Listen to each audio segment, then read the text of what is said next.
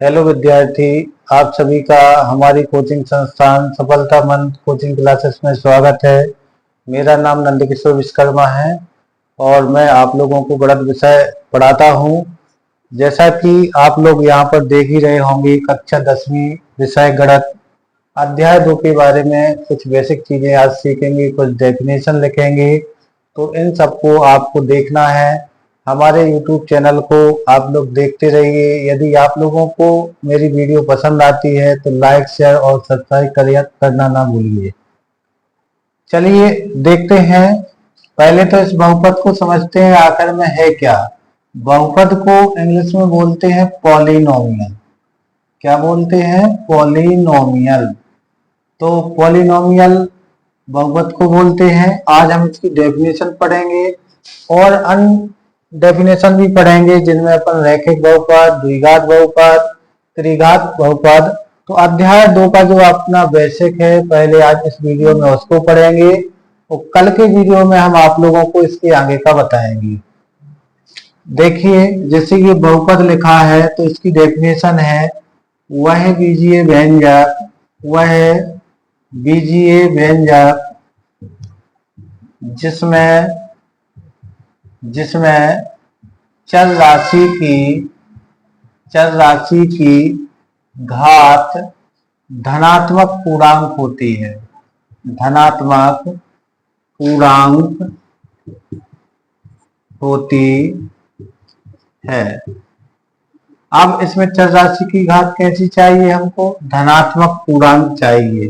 थोड़ा सा हम आप लोगों को पूर्णांक के बारे में भी बता दें। जैसे अपनी पूर्णांक जो संख्याएं होती हैं, 0 के इस साइड सब पॉजिटिव होती हैं और इस साइड सब कैसी होती हैं? नेगेटिव होती हैं। तो ये तो आपको याद ही होगा।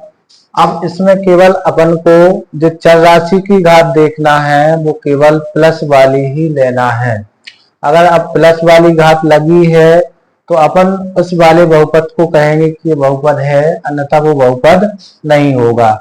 अक्सर बहुपद को हम बहुपद को px से निरूपित करते हैं। किससे निरूपित करते हैं? px से निरूपित करते हैं। यहाँ पर p का मतलब होता है पॉलिनोमियल और x का मीन्स होगा यहाँ पर x चर राशि में बहुपद।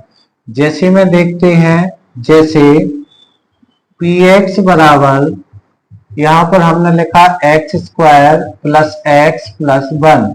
तो अब इसमें यहाँ पर हमने px के बराबर में लिखा है, तो x जो ब्रैकेट में लिखा है ये बता रहा है हमको कि पूरा जो बहुपद है वो x चर राशि में है और इनकी अब पावर को देखना है, घात को देखना है, धनात्मक पूर्णांक है कि नहीं है। यहाँ देखो x की पावर जैसे 2 लिखा है तो 2 इसमें चेक करो धन वाली राशि है।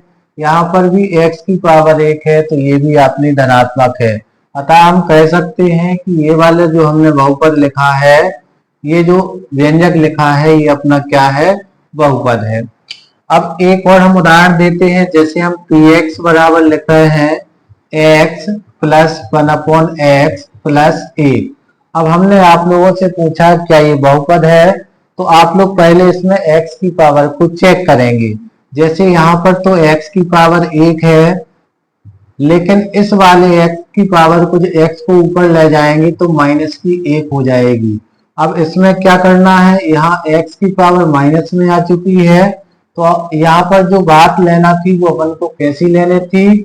धनात्मक पूर्णांक लेनी थी। क्योंकि यहाँ पर ऋणात्मक हो गई तो px में जो ये वैल्यू दी गई है ये आपकी बहुपद नहीं है। इस तरीके से अपन इसके बारे में पता लगा सकते हैं। अब इसके आगे अपन पढ़ेंगे रैखिक बहुपद। रैखिक बहुपद को बोलते हैं लीनियर पॉलिनोमियल। अब इसकी डेफिनेशन देखते हैं। रैखिक बहुपद एक ऐसा बहुपद होता है, एक ऐसा बहुपद होता है जिसमें चर राशि चर राशि की अधिकतम घात 1 होती है। ऐसा बहुपद जिसमें चर राशि की अधिकतम घात 1 होती है वो अपना क्या कहलाता है?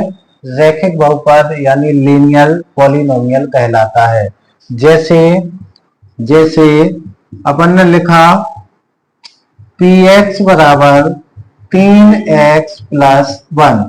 तो इस बहुपद में देखिए यहाँ x की अधिकतम घात कितनी है? 1 है। अतः हम कह सकते हैं कि जो ये वाला बहुपद दिया है ये क्या कहलाएगा? अपना रैखिक बहुपद। अच्छा, जो भी अपन बहुपद में x की वैल्यू निकालेंगे उसे अपन शून्यक कहेंगे। क्या कहेंगे? शून्यक। अब एक चीज को और ध्यान देना है, जो भी बहुपद होता है उसमें जो भी हम x की वैल्यू को निकालते हैं उस वैल्यू को हम शून्यक कहते हैं। अगर मान के चलो हम समीकरण में x की वैल्यू निकालते हैं तो उसे अपन मूल कहेंगे। थोड़ी सी बात याद रखना है आप लोगों को कि जब भी हम बहुपद में x का मान निकालेंगे उसे अपन क्या कहते हैं? शून्यक कहते हैं। यानी यहाँ हम नोट में भी लिखे दे रहे, नोट बहुपद में x के मान को शून्यक मतलब इंग्लिश में बोलते हैं इसको जीरोज। क्या बोलते हैं? जीरोज कहते हैं। तो बहुपद में x के मान को हम क्या कहते हैं? शून्यक कहते हैं। अब आगे की डेफिनेशन देखते हैं। अब द्विघात बहुपद की डेफिनेशन को अपन पढ़ेंगे। इस द्विघात बहुपद सेम डेफिनेशन सभी की एक जैसी है। द्विघात जैसे नाम से ही पता लग रहा है, इसका मतलब होता है द्विघात। तो द्विघात का मतलब होता है चर राशि की अधिकतम घात 2 हो। तो अपन इसकी डेफिनेशन लिख लेते हैं। ऐसा बहुपद जिसमें चर राशि की अधिकतम घात 2 होती है द्विघात बहुपद कहलाता है। तो द्विघात बहुपद में चर राशि की अधिकतम घात कितनी होती है? 2 होती है। उसे अपन क्या कहते हैं? द्विघात बहुपद कहते हैं। द्विघात बहुपद का अब इसमें देखेंगे अपन इसका मानक रूप। द्विघात बहुपद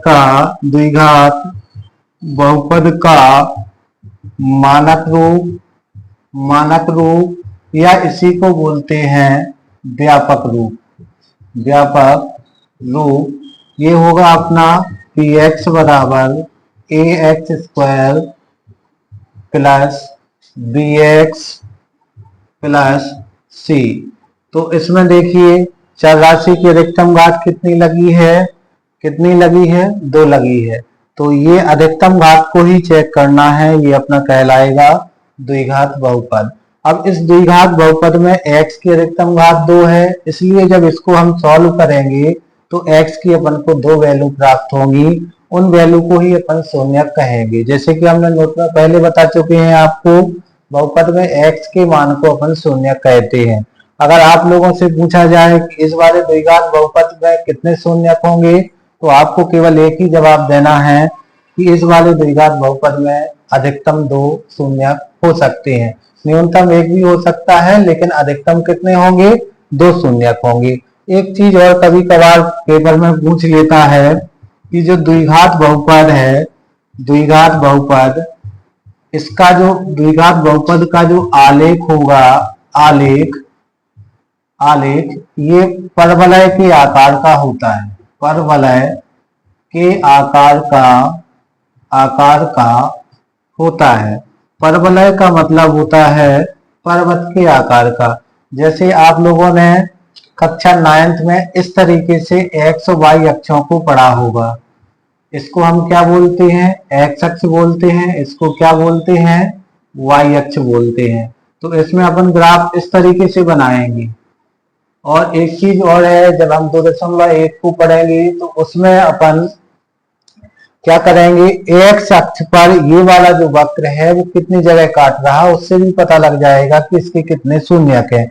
जैसे मान के चलो इसमें देख रहे हैं हम एक्स अक्ष को ये 3 जगह प्रतिच्छेद कर रहा है ये वक्र, तो अपन कहेंगे कि इस वाले वक्र के अनुसार इसमें जो शून्यकों की संख्या होगी, शून्यकों की संख्या होगी वो आपकी कितनी हो जाएगी, 3 हो जाएगी। अगर कहीं ये वाला एक्स अक्ष पर ये वाला वक्र एक जगह काट रहा है तो 1 शून्यक होंगे, 2 जगह काट रहा है तो 2 शून्यक होंगे, और अगर 4 जगह काट रहा है या उसको स्पर्श कर रहा है तो उसके 4 शून्यक हो जाएंगी। ऐसा आप लोगों को ध्यान रखना है। देखिए बच्चों, अपन ने अभी द्विघात बहुपद की डेफिनेशन पढ़ ही चुके हैं, अपन उसके बारे में समझ चुके हैं। अब इससे संबंधित कुछ और फॉर्मूलाज हैं उनको अपन पढ़ेंगे।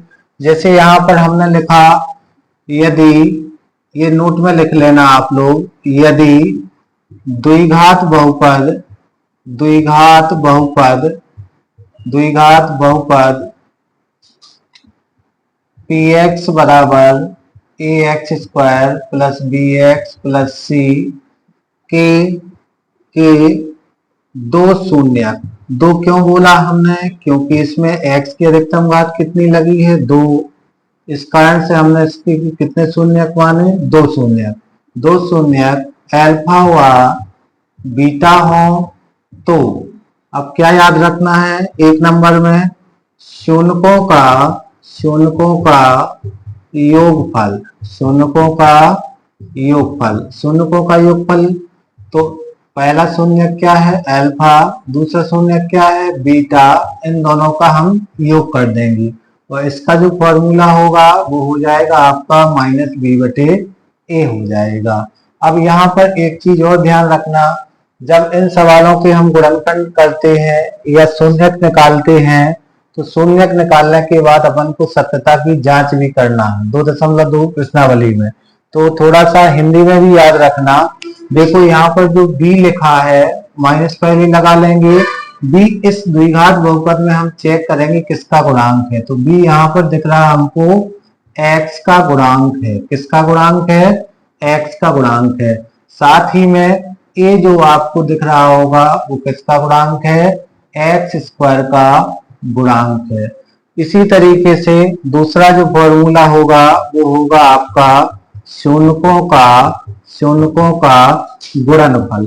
दूसरा क्या है अपना, शून्यकों का गुणनफल, ये हो जाएगा अपना अल्फा इंटू बीटा और इसका फॉर्मूला होता है सी अपॉन ए। क्या होता है, सी अपॉन ए। इसमें जो सी है, जो सी दिया है ये कहलाएगी अपनी अचल राशि। क्या कहलाएगी, अचल राशि। तो सी को हम यहाँ लिखेंगे अचल राशि और ए यहाँ पर क्या दिया गया है, ए क्या दिया गया है, किसका गुणांक है, एक्स स्क्वायर का गुणांक है।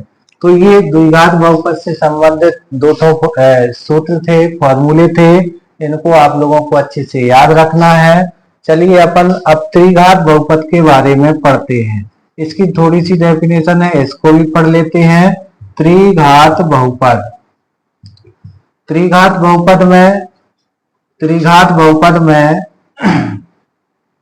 ऐसा बहुपद, ऐसा बहुपद जिसमें, जिसमें चर राशि की, चर राशि की अधिकतम घात, चर राशि की अधिकतम घात, अधिकतम घात 3 होती है। तो जितने घात का बहुपद होगा वो उतने ही घात का बहुपद कहलाएगा। जैसे इसमें अधिकतम घात 3 लगी है तो ये कहलाएगा 3 घात का बहुपद। अब मानते हैं कि जो त्रिघात बहुपद है, त्रिघात बहुपद, त्रिघात बहुपद, बहुपद का मानक रूप, मानक रूप px बराबर ax की घात 3 plus bx square plus cx plus d।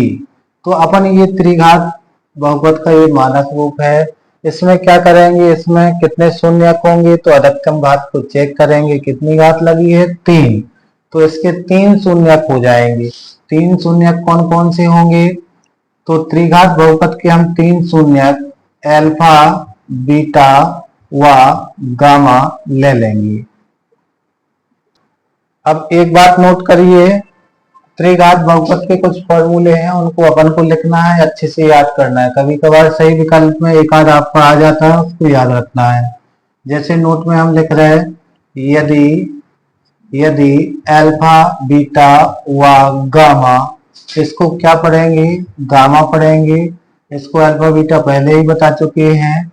यदि अल्फा बीटा व गामा त्रिघात, कितनी घात, त्रिघात बहुपद के शून्यक हैं, त्रिघात बहुपद के क्या है, शून्यक।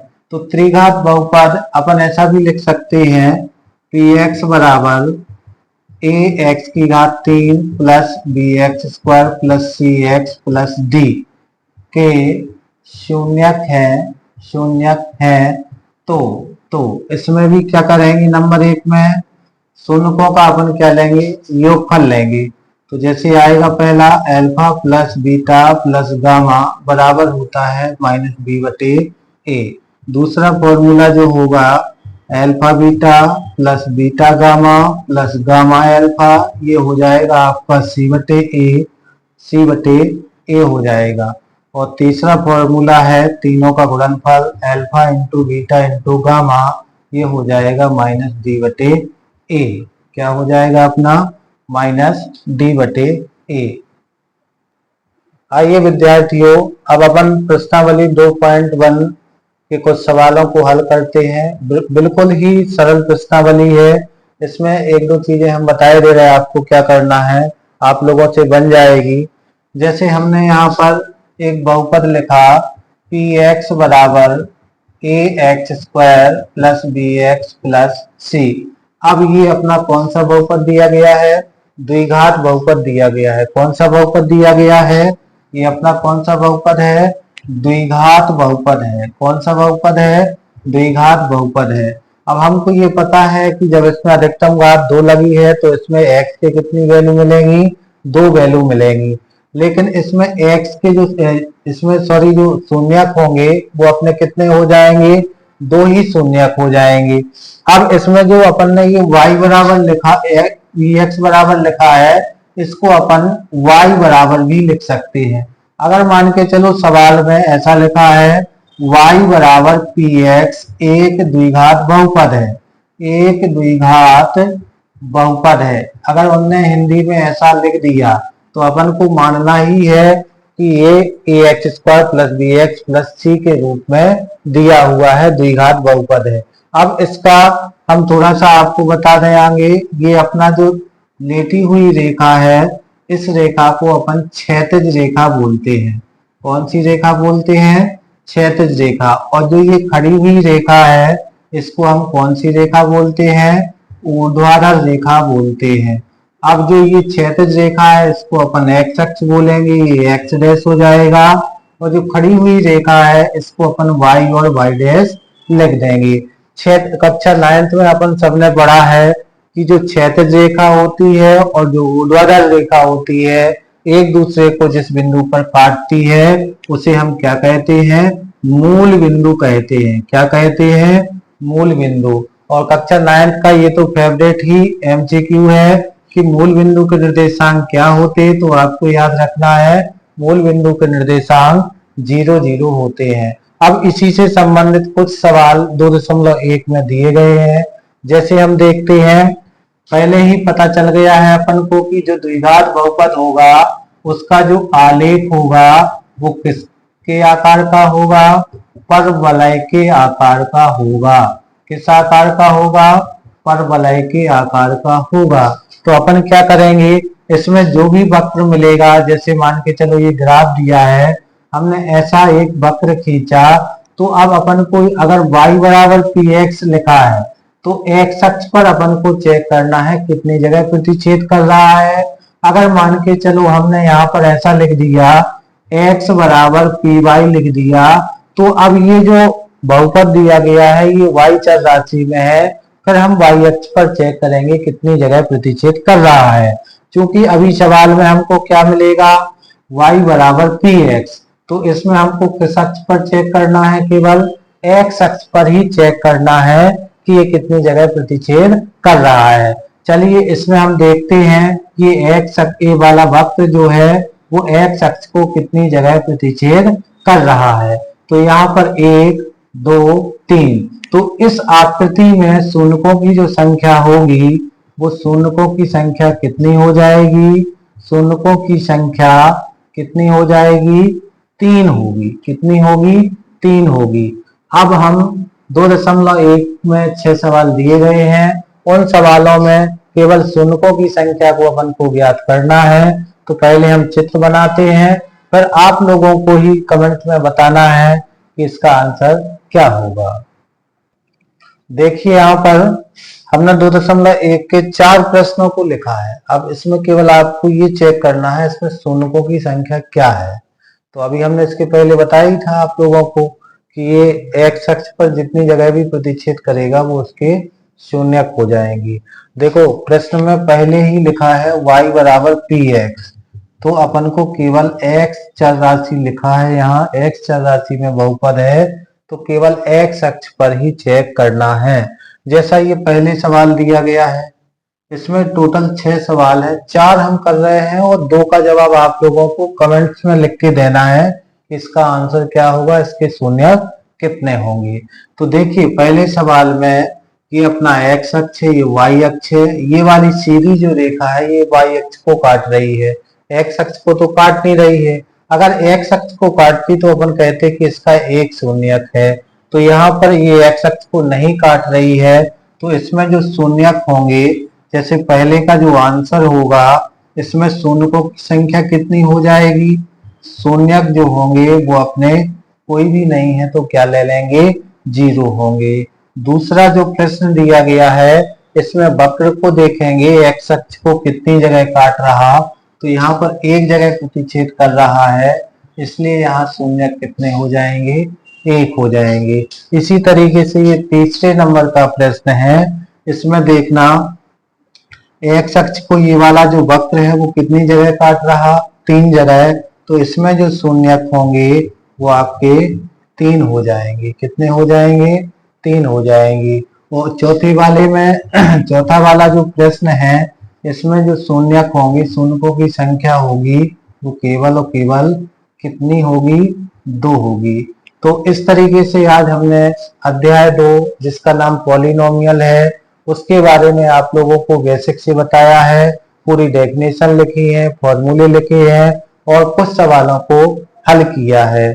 आप लोग हमारे YouTube चैनल को देखते रहिए और हम इसके आगे जो 2.2 है प्रश्नावली है उसको हम कल सॉल्व करेंगे। आप लोगों के लिए 2.2 प्रश्नावली हम पूरे सवाल आप लोगों को लगाएंगे। अंत तक आपको इसी तरीके से हमारे वीडियो में जुड़े रहना है।